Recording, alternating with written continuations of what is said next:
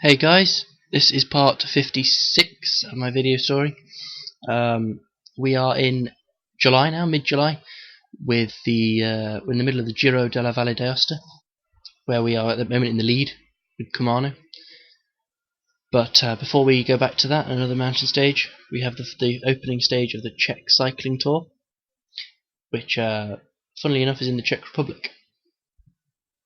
It's a very long time trial, and in theory, a good time trialist could wrap this race up today. It's that long, 37 kilometers,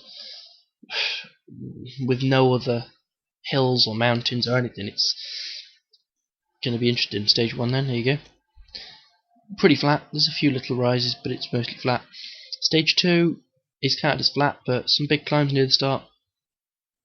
Stage 3 is flat, but very, very long.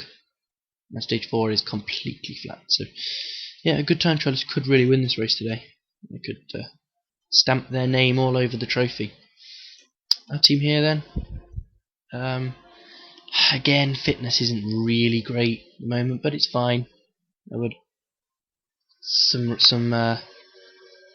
had a lot of busy racing in May and June, so it's calmed it down a bit here. We've got Gombok, Varga, Van Maxfield, Haken and Jurikas, Bakker, Dieperveen and De Vries. The only guys with decent fitness are Haken and De Vries. Haken should go well today. Bakker, 5 fitness, I don't know how he's going to do. He's still 77 time trial, however fit he is, he's still going to be one of the best riders here. So we'll see how that goes. After that, it depends. We'll definitely be working for Gombok on the flat stages, try and get sprint win. But he can't time trial, so he'll probably have too much. Well, he'll definitely have too much time to make up in bonus seconds to win the race, but we shall see. So, first rider to set up will be Van Maxfield, but obviously I'm only going to show some of our better riders. Pretty difficult to pick highlights in a long time trial like this, but I'll give it a go. Right, it's time for a quick update here.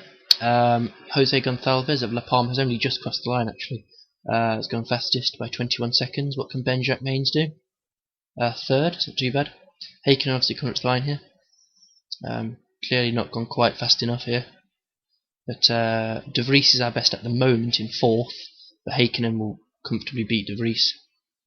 He goes second at 12. If I'd have gone a little bit quicker from the start, he would have been pretty close, I would imagine. Yeah, the rest of our guys, Van Maxfield's 31st, which is decent. And then Jurikas 78th and Varga 79th, which is last and last but one. Although Gombok will be down there with them as well. So, yeah, Dieperveen's out on the course, +1 on the day, 73 time trial, pretty decent. I will come back when Bakker is finishing probably. Yeah, so I'll come back for that. Right, Jeffrey Bakker's into the final 5 kilometers of his ride. He was first at the first time check, second by 1 second at the second. It's between him and Gonçalves for the win. Nobody else has popped up there. Dieperveen did exactly the same time as De Vries. So, yes, other than that, not really too much. I don't think there's anyone after. Oh, he's just catching Alaman, which isn't saying much, but I don't think there's too many good time trialists out there. No one really can beat Bakker, so he's definitely picked it up a lot here. If he was 1 second behind, he really should be winning this because I've been able to pick the pace up. Go on, Jeffrey, go on. Bakker goes. Whoa! Gutting. I really don't. Gonçalves must have taken the bus in the final part, surely. Gutting. 7 seconds. That's a lot. Just having a look. Some okay time trialists. Rovny's pretty good, but way down at the first time check. Gottfried's going well, oddly, even though he's only 63 time trial. Kozubek will definitely be a danger. See, it's a Czech race, so get a nationality bonus. He's coming up to second time check now. Let's see if he's likely to challenge. Yep, he's only 4 seconds down, so he's definitely going to be up there.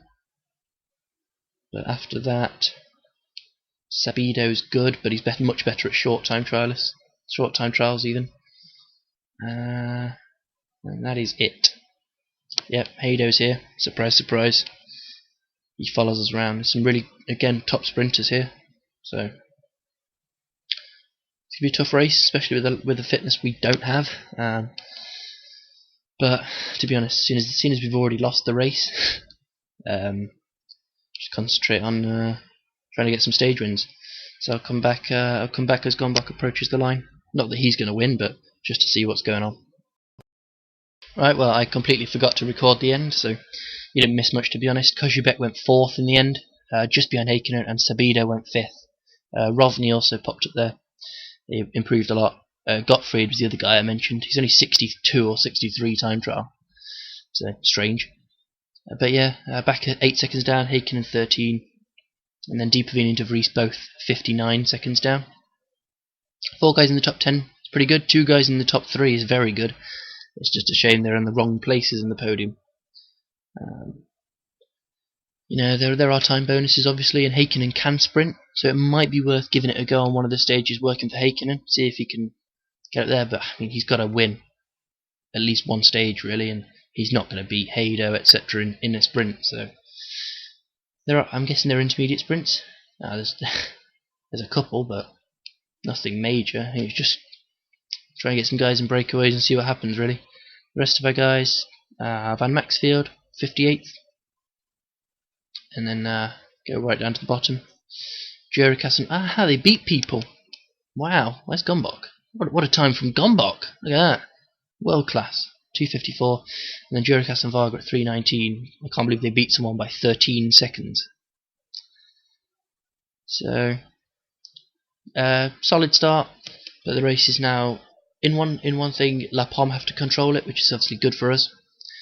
It's up to them now. It's their race to lose, so we can have a bit of fun attacking and seeing what happens. Back to Valle d'Aosta now then, for stage 3. 145 kilometers, so again not particularly long. The climbs here are backloaded, unlike yesterday when they were pretty much from the start. This first half of it is very easy, just one little 4th cat climb. Then you got this big, long, steep thing here for a 2nd cat climb, and then tough climb up to finish. It does level off at the end, so there probably will be a fairly big group sprinting for the win. Then again, there was on yesterday's stage somehow. So yeah, yesterday's stage wasn't as decisive as I thought it might be. I reckon stage 5 is going to be the key, but this one's certainly not easy. Again, no breakaway for us. So, we've got to control this race now. Try and let some people away that are a long way down, which is pretty much anyone. Apart from the top 24, anyone else can go away. So that's a good thing. And then hopefully Kumano can do his business on the final climb. Right, we're into the final few kilometers on this climb. Team have done a brilliant job again today, and Kumano's just got Bakili left to help, although Bakili has just finished his job, so nothing left to give now. Kumano, as you can see, -3, so we really had to be careful today not to push him too hard. But the last guy, Rosa, finally gave up a few kilometers back. Then we got Bongiorno, Douglas riding across from the group behind, Ribeiro, Garzelli and Mujagic. So yeah, nothing major happened. Breakaway of 3, got about 11.5 minutes ahead. We just pulled them back. Obviously the final part of this is flat. In fact, we're on it now. So to make sure Kumano went quite early. He's done the job, done what's required of him. Still 3 kilometers to go though, so Rosa's apparently found all his energy again. Douglas has caught and dropped Bongiorno. It's flying.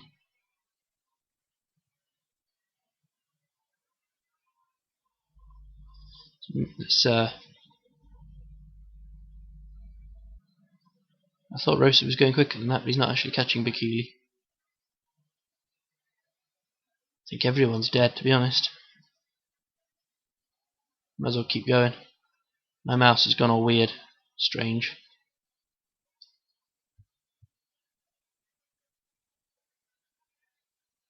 Douglas is flying.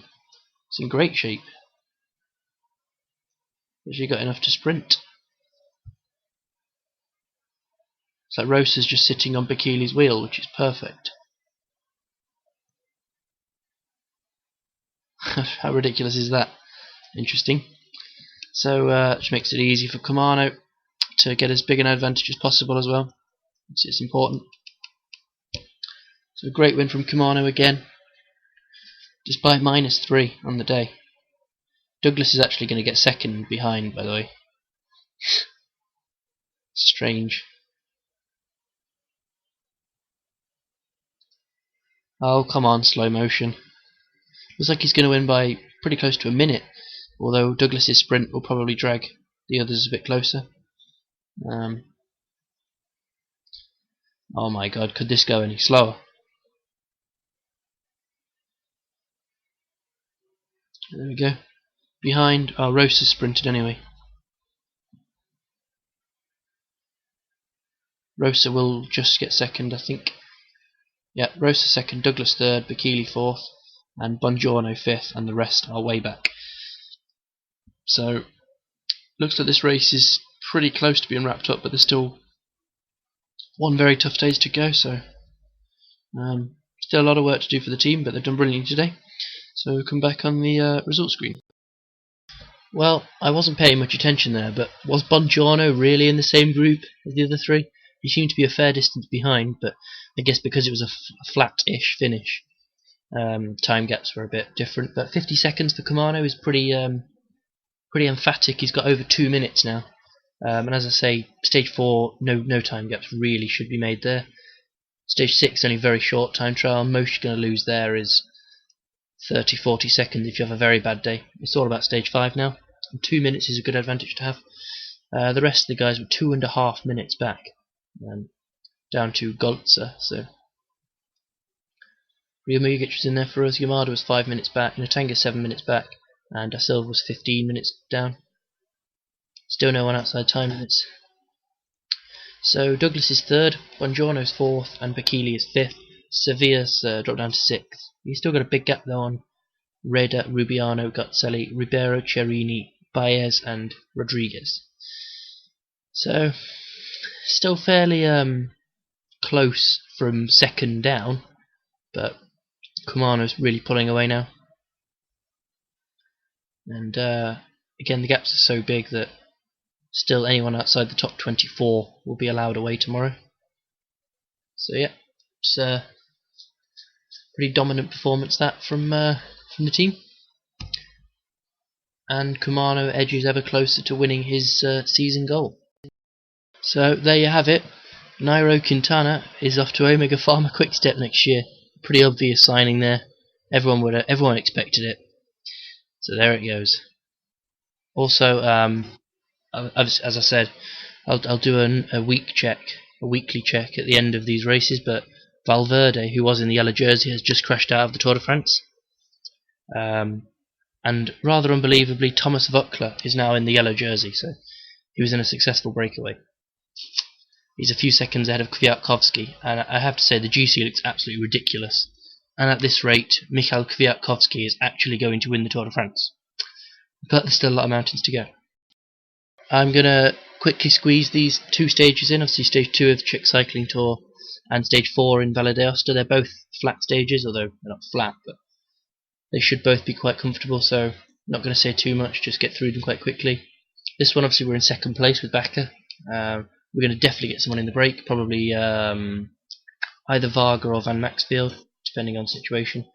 They're both way down. I mean, Varga's last, I think. I know he's nearly last in GC. Definitely get the guy in the break, to La Pomme to control it, and if it comes back for a sprint, obviously we've got Gombok. Not in great shape, but yeah. I mean, it'll either be Varga or Van Maxfield. Possibly Varga, and then get Van Maxfield in on a flatter day.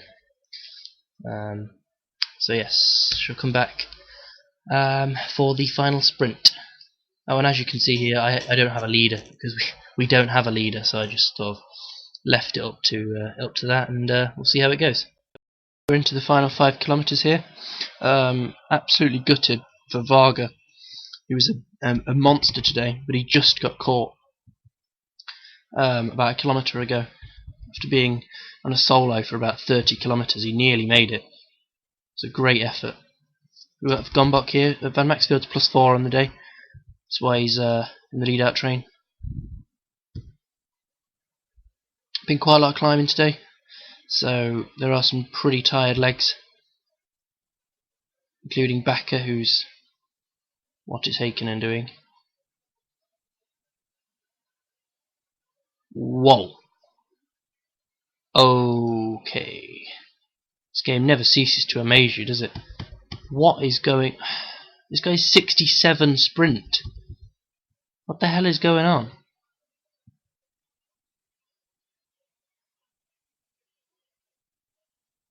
Wow. That went pretty badly. No, just sprint.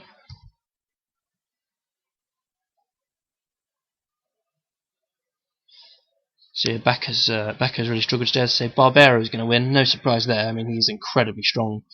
Euskadi have been doing most of the work on the front today. You know, there's nothing unrealistic about him winning, but his lead-out man, who is terrible, being that strong, that is unrealistic. Right, so looks like Gottfried's, Gombok's fading here. Had to do too much work. Barbero wins. And again, that's definitely not safe.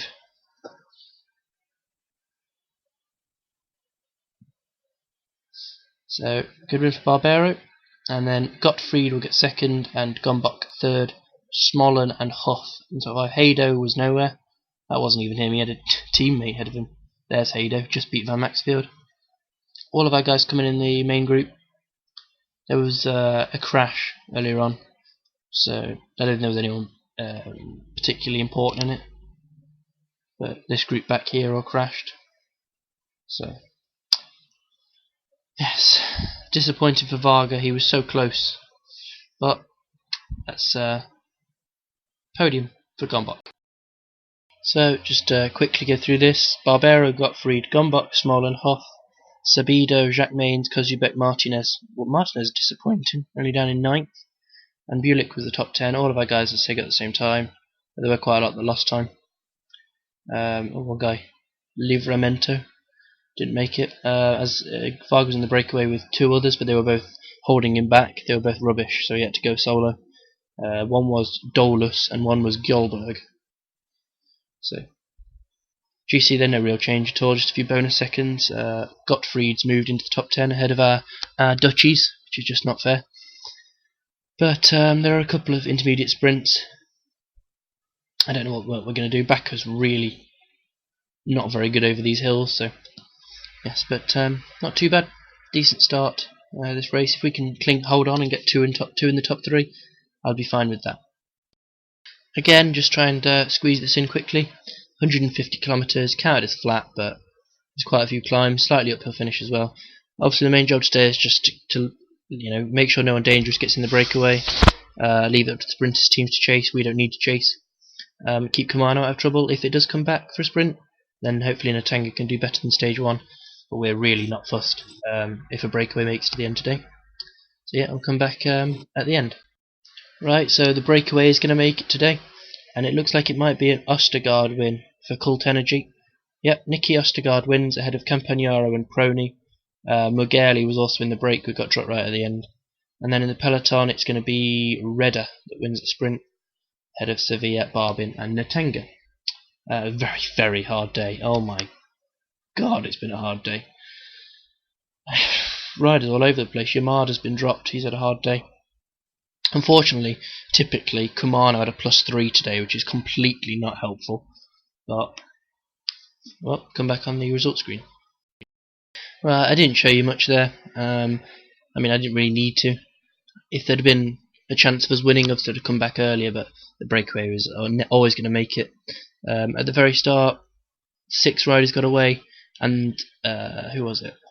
Androni rode like madmen. You should have seen the pace they were going at to bring it back.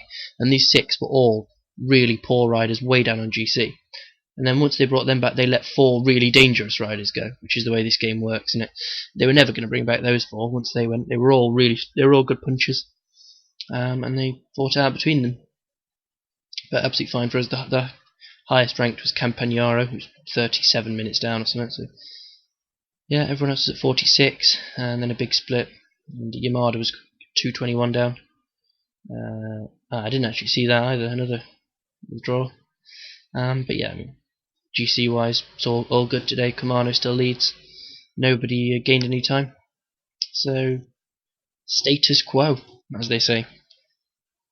But yeah, really hard. This climb, definitely more than a fourth cap. It's really hard. Killed a lot of riders. I was hoping for a bit of a rest day today to allow my domestiques to have a bit of a rest ahead of tomorrow, but it really did not work. Everyone's knackered. But they've only got one more stage. You know, the final stage, it doesn't really matter if they finish. Just got to get up to the top of this climb, then their job's done. So that was that. In the next video, then we'll finish off both of these races. Actually, well, I don't know. There's the Grand Prix of Wales in there as well, so might be able to get all 5 in. I don't know. We've got quite a big gap actually. I don't think there's anything else to say.